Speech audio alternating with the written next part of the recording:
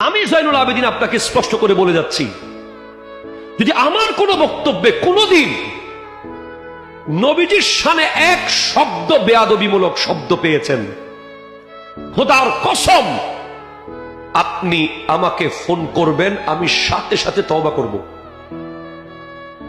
যদি আমি তওবা না করি, আপনি আমার বক্তব্য আর শুনবেন না, আপনি আমার পিছে নামাজ পড়বেন না, আমাকে আপনি বয়কট করবেন। কারণ এই গোটা সৃষ্টি জগতের প্রধান অতিথি হলো আমার নবী। প্রধান অতিথিকে কষ্ট দিয়ে মাহফিল সাকসেস হয় না।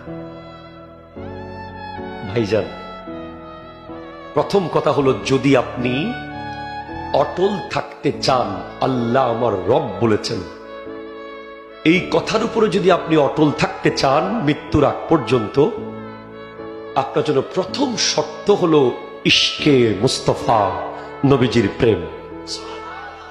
আপনি যেই দলের হন, যেই মতের হন, যেই পীরের হন, যেই নেতার হন, আপনি আসেন,